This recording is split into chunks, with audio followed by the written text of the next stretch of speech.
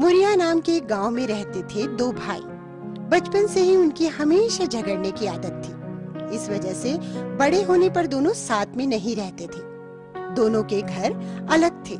एक भाई मुरारी लाल बहुत अमीर था और दूसरा भाई बंसी लाल बहुत गरीब था। मुरारी लाल के घर में सब अच्छे अच्छे कपड़े पहनते, हर दिन अच्छा अच्छा खाना खाते और हर त्योहार धूमधाम से मनाते। उधर बंसीलाल के घर में एकदम उल्टा था। उसके पास अच्छी नौकरी नहीं थी, इसलिए घर में कभी पैसे नहीं रहते थे। पैसों की तंगी होने से उसके यहाँ ना किसी के पास पहनने के लिए ढंग के कपड़े थे और ना खाने के लिए भरपेट खाना। मुरारी लाल बहुत आराम की जिंदगी जी रहा था और बंसीलाल बहुत कठिनाई भरी जिंदगी। बंसीलाल से अपने परिवार की बुरी हालत देखी नहीं जा रही थी। एक दिन उसने अपने भाई मुरारी लाल से मदद मांगने की ठान ली। वो मुरारी लाल के पास गया और बोला, मुरारी भाई कैसे हो? ठीक हूँ मैं, लेकिन तुम यहाँ क्यों आए हो? मैं बहुत मुसीबत में हूँ भाई, मुझे तुम्हारी मदद चाहिए। मुझे कुछ पैसे उधार चाहिए। मैं जानता था हर बार की तरह आज भी तुम कुछ ना कुछ मांगने ही आए होंगे। ऐसा मत बोलो भाई, मेरे बीवी बच्चे भूखे हैं। मैं जल्दी तुम्हारे सारे पैसे लौटा दूंगा। तुम्हारे बीवी बच्चों का मैं क्यों फिक्र करूं? चले जाओ यहाँ से, मैं तुम्हें एक फूटी कौड़ी भी नहीं दूंगा। मुरारी लाल ने बंसीलाल को अपने घर से निकाल दिया। अपने भाई की कठोर बातों से दुखी होकर बंसीलाल वापस अपने घर की ओर जाने लगा। रास्ते में उसने देखा कि एक बहुत बूढ़ा आदमी लकड़ियों का बड़ा गट्ठा उठाने की कोशिश कर रहा है। बंसीलाल अच्छे स्वभाव का था। उससे ये देखा नहीं गया कि इतना बूढ़ा आदमी अकेला इतना वजन उठा रहा है। उसने उनकी मदद करने की सोची। अरे काका रुकिए, मैं आपकी मदद कर देता हूँ। ओह, धन्यवाद। मुझसे भारी वजन उठाया ही नहीं जा रहा है। अच्छा हुआ तुम आ गई, लेकिन तुम इतने परेशान क्यों दिख रहे हो? नहीं काका, कुछ नहीं। देखो, तुम मुझे अपनी परेशानी बता सकते हो। शायद मैं तुम्हारी कुछ मदद कर सकूं। बोलो बेटा, क्या बात है? मैं बहुत गरीब हूँ काका, मेरा परिवार भूखा है और मैं कुछ भी नहीं कर पा रहा हूँ। मैं पैसे भी नहीं कमा पा रहा। मुझे कुछ समझ में नहीं आ रहा कि अपने परिवार का पोषण कैसे करूं। अच्छा, ये बात है। तुम ये लकड़ियां का गट्ठर मेरे घर तक पहुंचाने में मदद करो तो मैं भी तुम्हारी परेशानी दूर कर सकता हूँ। क्या? सच में? चलिए, मैं आपकी मदद करूंगा। बंसीलाल ने वो भरा गट्ठर अपनी पीठ पे लादा और उस बूढ़े इंसान के पीछे पीछे उनके घर तक गया। इस गट्ठर को यहाँ रख दो बेटा। धन्यवाद। प्रभु तुम्हारी सारी परेशानियां दूर करे। फिर वो अपने घर से एक मीठी रोटी लाया और बंसीलाल को दे दी। इस रोटी को लेकर तुम जंगल में जाओ। काफी दूर जाने पर तुम्हें आलू बुखारे के 3 पेड़ दिखेंगे। उन पेड़ों के पीछे एक छोटा सा पहाड़ है और पहाड़ के ऊपर एक छोटी सी झोपड़ी। वहाँ 3 बौने रहते हैं और उन्हें मीठी रोटी बहुत पसंद है। उन्हें ये रोटी देकर बदले में तुम्हें उनसे पैसे नहीं, पत्थर की चक्की मांगनी है। बंसीलाल ने उनकी सारी बात बहुत ध्यान से सुनी और मीठी रोटी लेकर वो तुरंत जंगल की ओर निकल पड़ा। बहुत देर आगे चलने पर उसे आलू बुखारा के वो 3 पेड़ दिखे जो उस बूढ़े आदमी ने बताए थे। उन पेड़ों के फल बहुत मीठे और ताजे लग रहे थे। बंसीलाल का मन वहाँ कुछ देर रुककर फल खाकर आगे बढ़ने का हुआ, लेकिन वो उन बौनों के पास पहुँचने में देर नहीं करना चाहता था।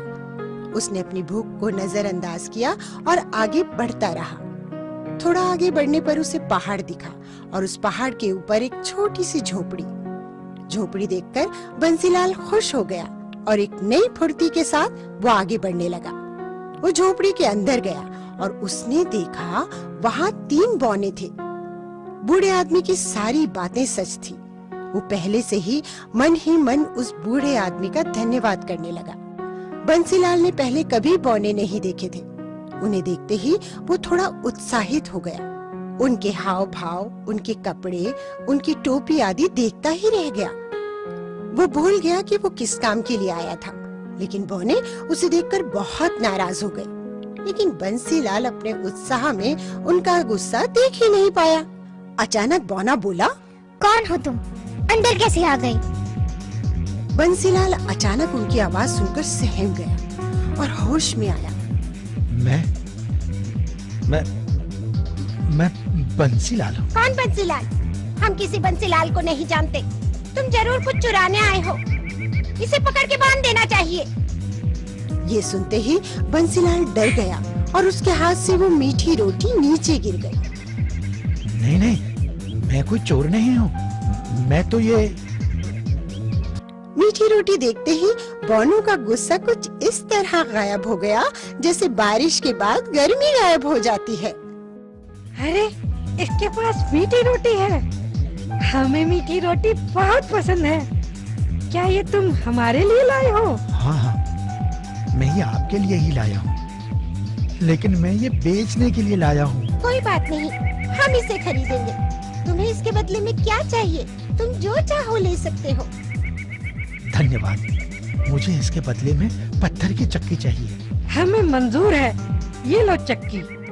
इतना सुनते ही उस बौने के हाथ में पत्थर से बनी एक चक्की आ गई। उसने वो चक्की बंसीलाल को दे दी। ये कोई मामूली चक्की नहीं है। तुम इससे कुछ भी मांग सकते हो।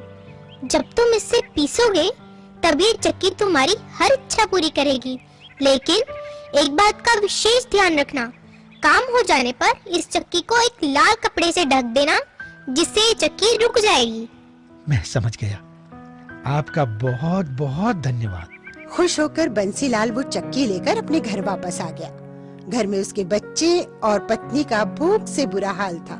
उसने तुरंत जमीन पर एक कपड़ा बिछाया और चक्की को उस पर रखा। उसने अपनी बीवी से एक लाल कपड़ा लाने को कहा। वो चक्की को घुमाने लगा और चक्की, मुझे दाल दो चक्की। उसके इतना बोलते ही चक्की में से दाल निकलने लगी। हांडी भर दाल मिलने के बाद उसने चक्की को लाल कपड़े से ढक दिया और उस चक्की ने दाल बनाना बंद कर दिया। फिर उसने उसी तरह चक्की से चावल मांगा और चक्की ने ढेर सारा चावल दिया। चक्की को लाल कपड़े से ढकने के बाद उस दिन उन सब ने पेट भर के खाना खाया। वो अब हर दिन उस चक्की से नई नई चीजें मांगने लगा। कभी आटा, कभी चावल, कभी बाजरा, मसाले इत्यादि। चक्की उसे वो हर चीज देती गई जो वो मांगता गया। चक्की से मिली सारी वस्तुओं को वो बाजार में बेचने लगा। कुछ ही दिन में उसने बहुत सारे पैसे कमा लिए। उसने अपने लिए एक बड़ा आलीशान घर बनवा लिया। अब उसके परिवार के पास सब कुछ था, खाने के लिए भरपेट खाना और पहनने के लिए अच्छे कपड़े। सभी बहुत खुश थे। उनकी ये खुशी लेकिन एक इंसान से देखी नहीं जा रही थी। मुरारी लाल को उसकी खुशहाली देखकर जलन होने लगी। कुछ दिन पहले तो ये मेरे पास उधार पैसे मांगने आया था, मगर इतनी जल्दी ये अमीर कैसे हो गया? इसका पता तो लगाना ही पड़ेगा।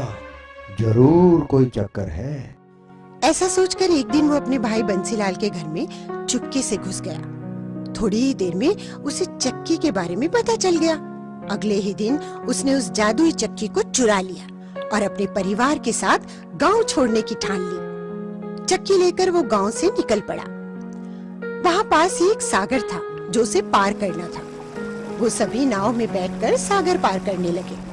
बीच रास्ते में ही उसने उस चक्की को चलाना चाहा। उसने चक्की को चलाया और अपनी इच्छा प्रकट करी।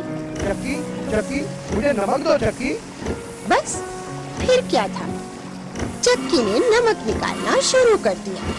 उस चक्की से नमक निकलता रहा और नाव बहुत भारी हो गई।